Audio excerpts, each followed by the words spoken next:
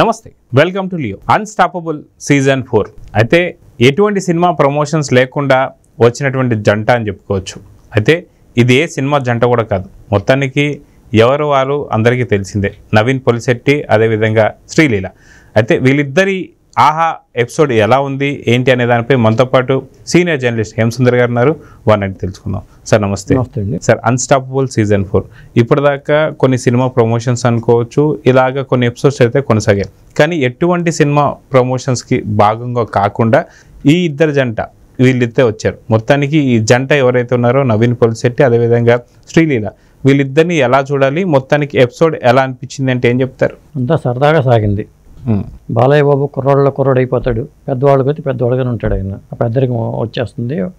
ఏ range వాళ్ళకి ఆ రేంజ్లో ఆయన కలిసిపోతారు. కాబట్టి వీళ్ళంతా యంగ్ పేరు కాబట్టి ఈయన కూడా ఒక కింగ్ లాగా ఆయన వాళ్ళని ఆడించాడని చెప్పొచ్చు. ముఖ్యంగా ఏంటంటే నవీన్ పొలిశెట్టి భైరవ దీపం తనకి బాగా ఇష్టం అంటూ తన favourite, all time favourite Bhairava దీపం అని చెప్పడం కానీ, అలాగే వీర స్టెప్, చిరంజీవి గారి వీర స్టెప్ పాట డ్యాన్స్ చేయటం కానీ అలా చేసుకుంటూ వెళ్ళిపోయాడు. తనకేంటంటే చదువు కన్నా నటన అంటే ఇష్టం అనడంతో కొంత ఇబ్బందికరంగా ఉండేది.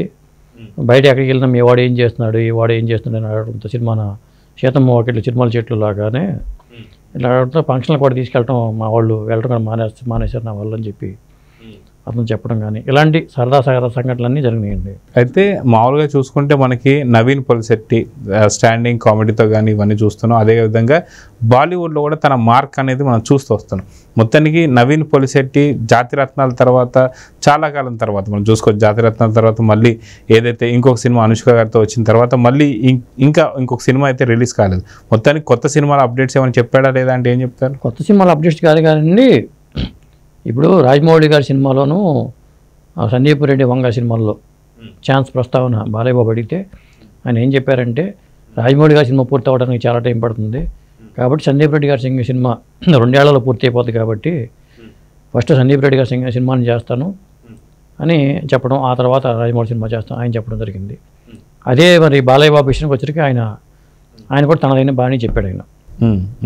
ఆయన ఏమన్నారంటే నేనైతే రాజమౌళి గారి సినిమాలో హీరోగా చేస్తాను, సందీప్ రెడ్డి సినిమాలో విలన్గా అయితే చేస్తానని చెప్పి బాలయ్య బాబు ఆ పంచి బ్రహ్మాండంగా పేలిందని చెప్పాలి. అయితే మొత్తానికి ఇప్పుడు చూసుకుంటే ఇప్పుడు ఒక ఐటమ్ సాంగ్తో పూర్తి ఇండియానే ఊపేస్తున్నటువంటి ఒక శ్రీలీల.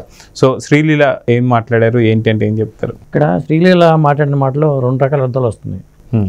మా అమ్మ చాలా క్రమశిక్షణతో పెంచింది, అందుకని ఈ స్థాయికి రాగలిగానండి. దాన్ని ఎలా అర్థం చేసుకోవాలి? క్రమశిక్షణతో పెంచితే ఈ స్థాయికి ఎలా వస్తారు? ఏదో ఒక ప్రొఫెషన్లో మెడిసిన్ చదువుతూ డాక్టర్ అయ్యాను అని అనుకోవాలా, లేకపోతే యాక్టర్ అయ్యాను అనుకోవాలా అనేది అర్థం కాని విధంగా ఆ ప్రశ్న అయితే ఉంది.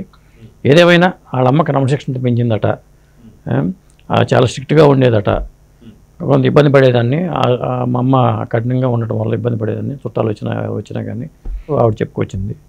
మొత్తం మీద అయితే బాలయ్య బాబుకి సంబంధించి ఏంటంటే ఆయన సినిమాకి సంబంధించిన అప్డేట్స్, ఆదిత్య ట్రిపుల్ 9 సినిమాకి డైరెక్టర్ ఎవరు అనుకున్నప్పుడు అది సింగీతం శ్రీనివాసరావు గారు 360 చేశారు కదా అంటూ ఆయన అంటే ఈ సినిమా సింగీతం చేస్తారా మరి బాలయ్య బాబు చేస్తారంటే సమాధానం చెప్పకుండా చెప్పారు ఆయన.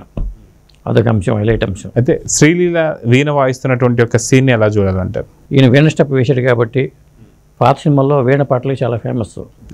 ముఖ్యంగా ఈ వీణకు శృతి లేదు అంట మొదలుపెట్టి ఒకప్పుడు వీణ పాట కంపల్సరీగా ఉండేది.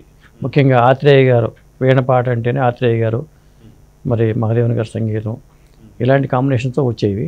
మొత్తానికి శ్రీలీల వీణకి ఈయన నవీన్ పొలిశెట్టి ఆ వీణ డ్యాన్స్ అనేది ఒక హైలైట్ అనే అంశం అని చెప్పొచ్చు మనం. సో ఈ రకంగా చూసుకుంటూ వెళ్తే మనం చూస్తే ఎపిసోడ్స్ ఎలా సాగుతున్నాయి ఏంటి అనుకుంటే ఇది ఒక డిఫరెంట్ ఎపిసోడ్ కింద చూడాలి. ఎందుకంటే ఇప్పటిదాకా సినిమా ప్రమోషన్స్ కావచ్చు లేదా వ్యక్తిగత అంశాలు మనం చూసాం.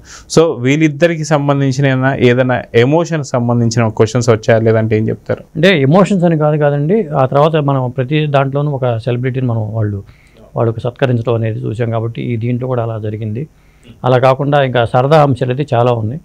మనకేంటంటే ఆహాలో దాదాపు 1 అవర్ పైగా మనకు వీక్షించే అవకాశం ఉంటుంది కాబట్టి ఆ ట్విస్టులు చెప్పితే చూడాల్సిన వాళ్ళు చూడరు కాబట్టి ఇక్కడ తాపేద్దాం. సో మొత్తం నెక్స్ట్ గెస్ట్ ఎవరు వస్తున్నారు, ఎవరు వచ్చే అంచనాలు అంటే గెస్ట్ ఏమైనా ఉందంటారు? అంటే నెక్స్ట్ గెస్ట్ అని చెప్పలేం కానీ బాలయ్య బాబు రెస్ట్ తీసుకుంటారేమో దీనికి అనిపిస్తుంది. ఎందుకంటే ఆయన అఖండ 2 స్టార్ట్ అయిపోయి 11వ తారీఖు నుంచి ఆయన షూటింగ్లో పాల్గొనబోతున్నారు. మరి విజయవాడలో జరిగే కార్యక్రమానికి 75 సంవత్సరాలు అవుతుంది మన దేశం సినిమా రిలీజ్ అయ్యి. ఎన్టీ రామారావు గారి మొదటి సినిమా. ఆ ఫంక్షన్ మరి అట్టహాసంగా విజయవాడ జరగబోతుంది.